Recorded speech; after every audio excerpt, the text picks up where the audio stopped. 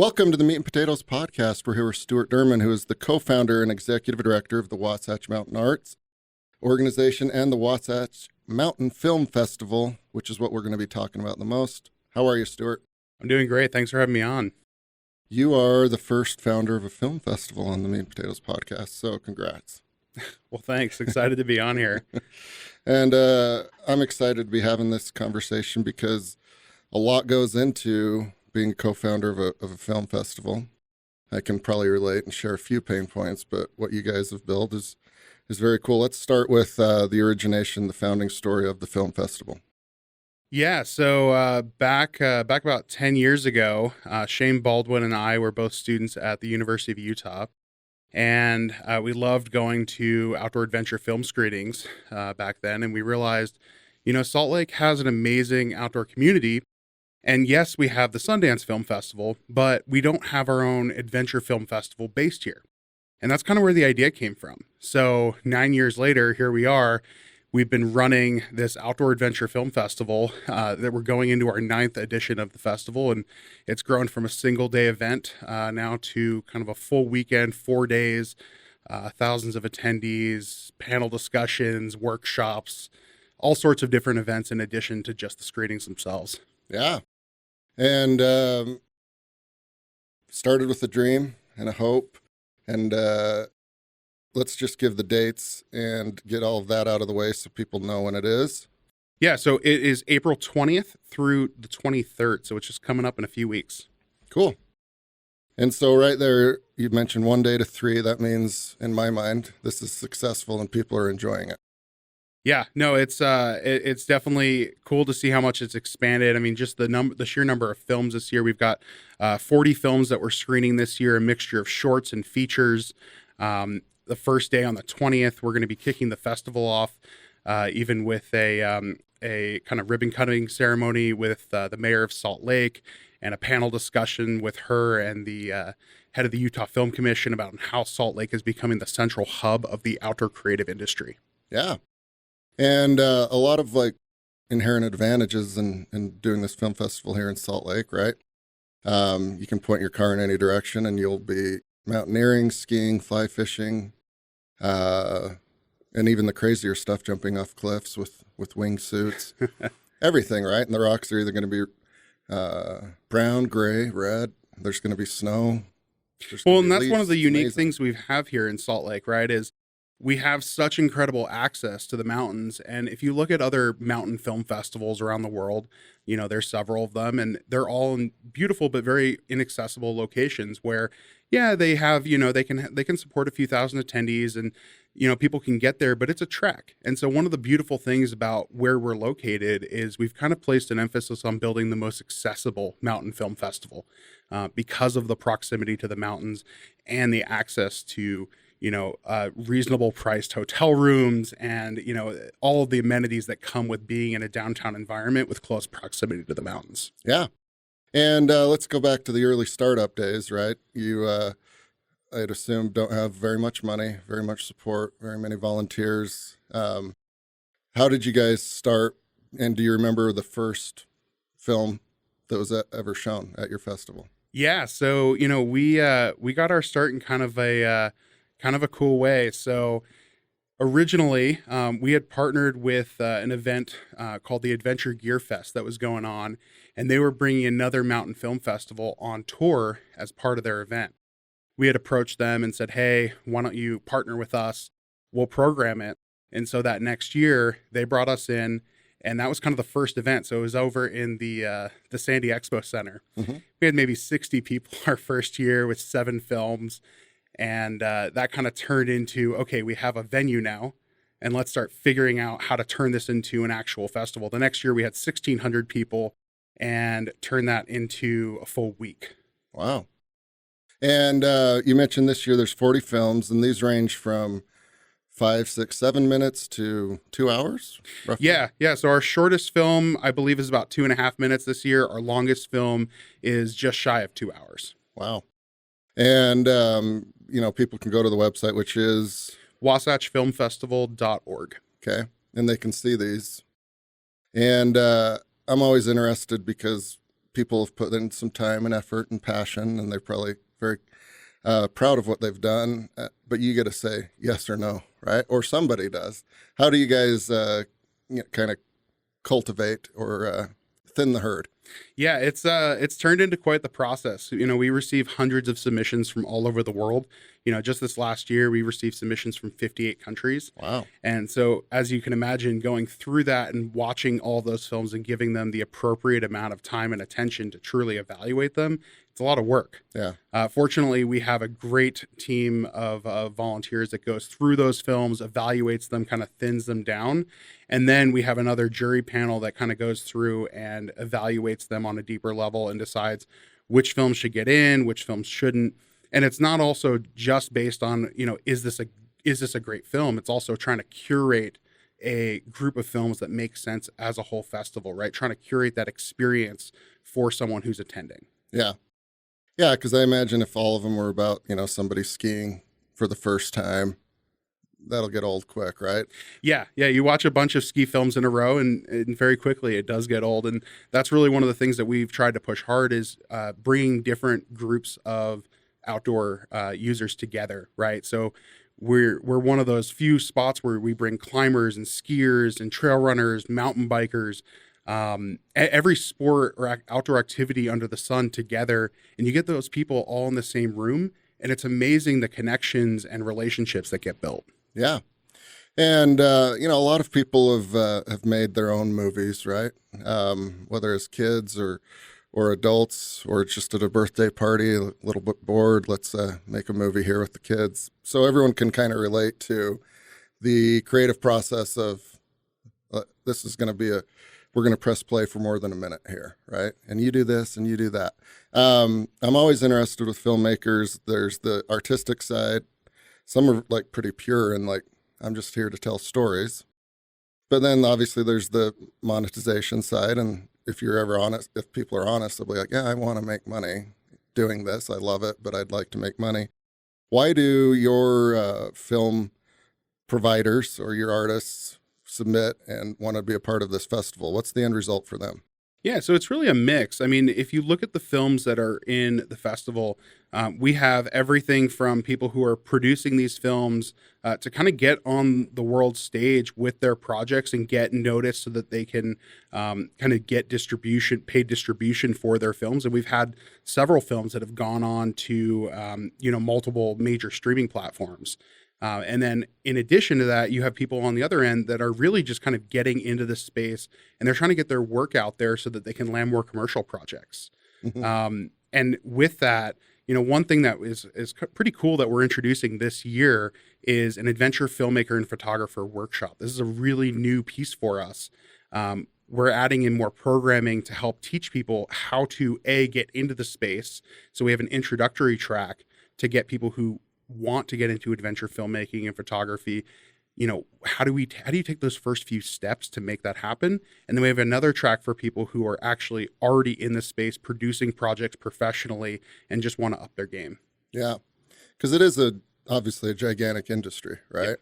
Whether it's Hollywood or outdoor films, there are systems and processes to be successful.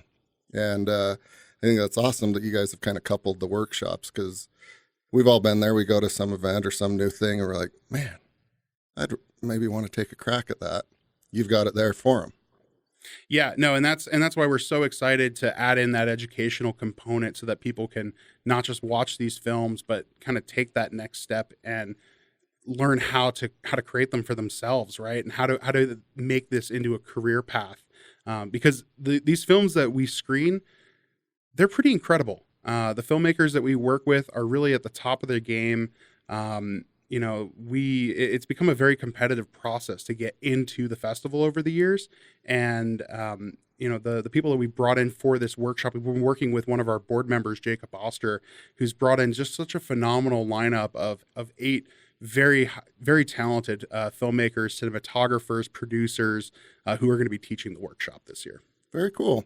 And I assume, you guys know who like the key players are, kind of the founders of the industry. Like if it was me, it'd be Warren Miller, right? That name comes to mind. But then there's thousands of like innovators and they've, changed the equipment, or they've changed the way they tell the stories, people will get access to a lot of these people, right? They'll be there. Yeah, and that's another really fun part of this event, right? Is even though a lot of times at these types of festivals, the access to the actual creators can be limited. I love the fact that our attendees usually do get direct access to these filmmakers, and they want to interact with the audience. That's why they travel here to the festival, so that they can interact with the people who are viewing their films. They also want to get feedback. That's one of the things I've loved talking with filmmakers. They love sitting there in the audience, kind of in the back, watching how people react to their films while they're watching them. Yeah. Seeing if the little cues that they work so hard to put in there actually have the desired effect. Yeah. Yeah, we recently had some folks from the Utah Opera here, the ones that wrote the actual opera. It's about Steve Jobs, and I asked him, like, what do you do when it's like the first night, right? He's like, I'll kind of sit in the back or sit to the side. Like, they're really watching the audience because it's their first validation of all of that work, and that's got to be pretty fun for you guys to like see that these artists and these creators take it so serious. Yeah, no, and that's actually what I end up spending a lot of my time at the festival doing. Is I love watching to see how the audience reacts to the event, how they interact with all the different elements, because we're always testing new things, trying to add in new elements to the event. And I always like to see how people kind of interact with those new elements, what works, what doesn't work, and kind of tinker with it. Yeah, that's got to be fun. So we've mentioned it's April 20th through the 23rd. That would involve several screens and a lot of logistics. So where are the movies going to be seen? Yeah, so this year we're very excited to be bringing the festival to Industry. So Industry Salt Lake, which is in the Granary District on 5th West. That's going to be the central hub for all the screenings, panel discussions, after parties, concerts. In fact, we're also shutting down 5th West in front of the venue for a vendor village as well. So we're going to have some outdoor gear brands, a whole art market with outdoor inspired artists, nonprofits. So that'll all be happening right at Industry, Salt Lake City on 5th West. Very cool. So now you've coupled in a few more things, right? Like you can have the vendors and those that like people associate with the movies. Yeah. The gear and the equipment.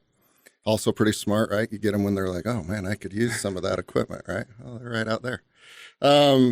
So what is your favorite part about the festival? Is it the interaction with the directors? Is it the audience reactions? Is it you tinkering with the business model? Is it you seeing dreams come to life? What is the best part for you? I think it's really seeing the vision of what we've worked so hard to put together actually coming to fruition. A lot of time and effort goes into this event.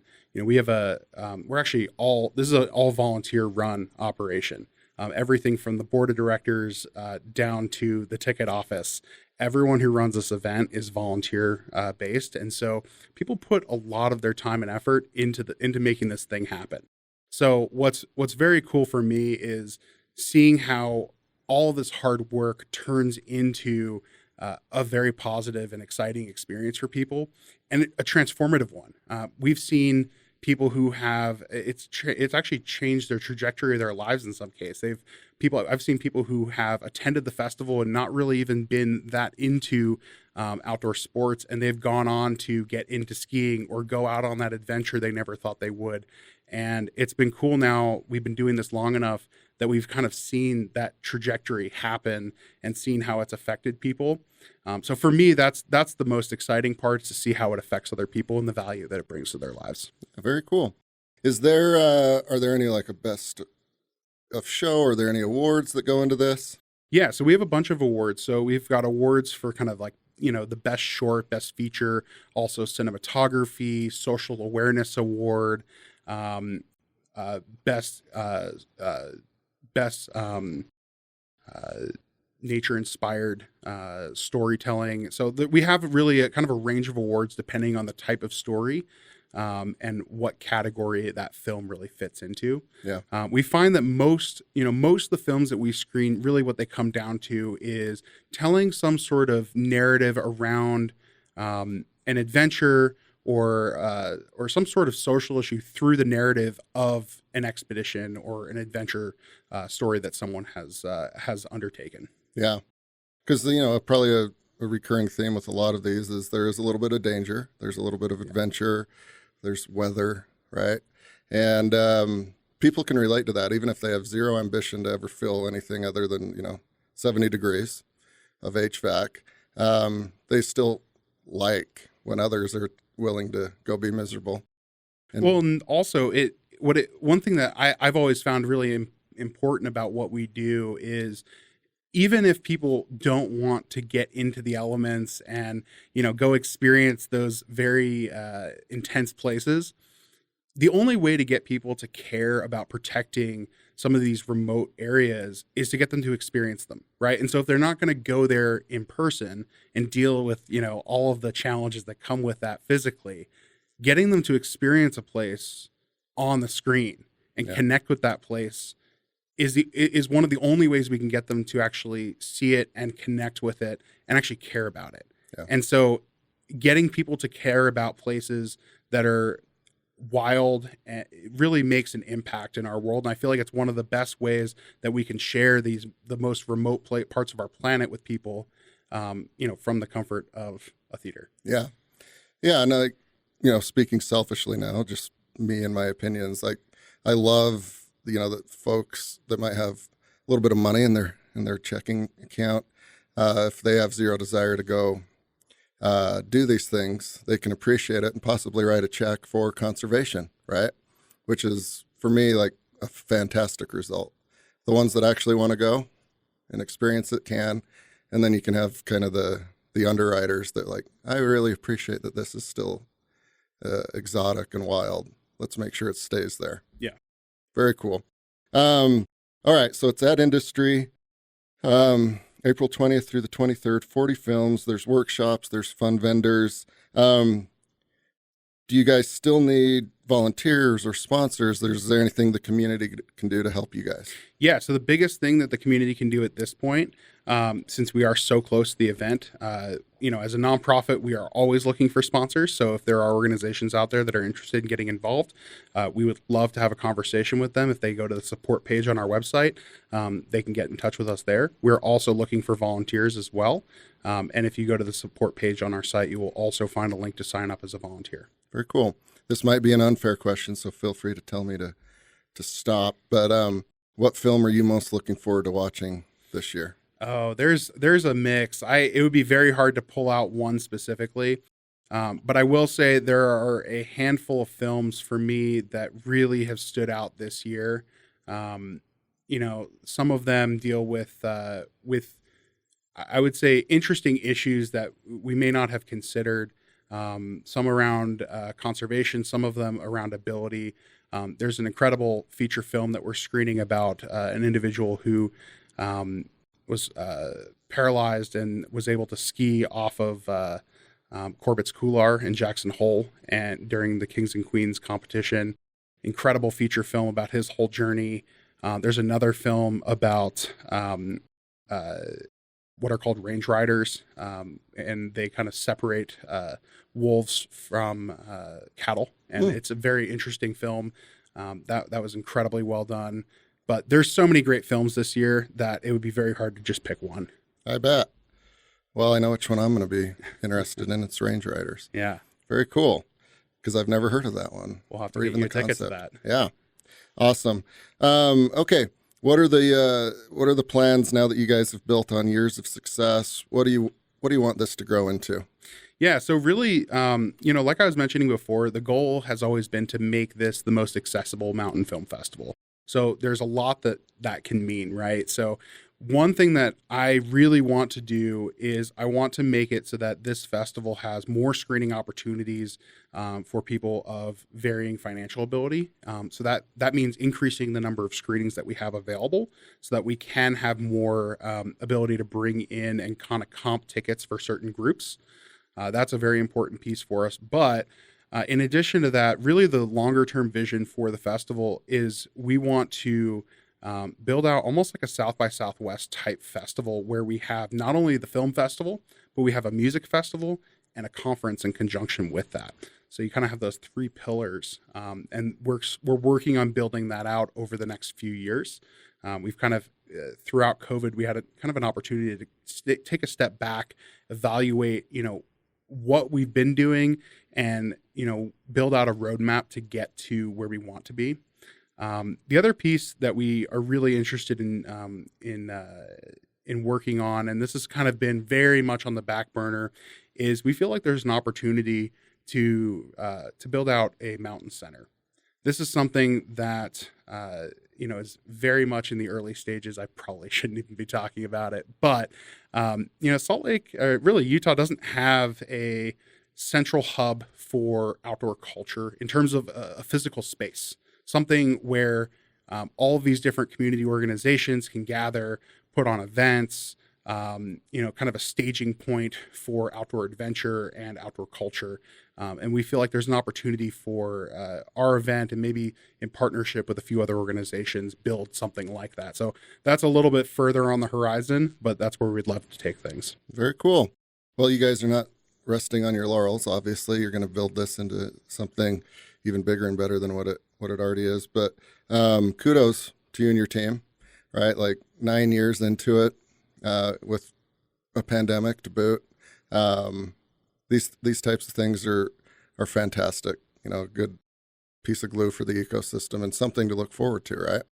Because you've got all sorts of stuff happening throughout the calendar year. But now I know it seems like in the spring there will be this festival, right? Every year. Very cool.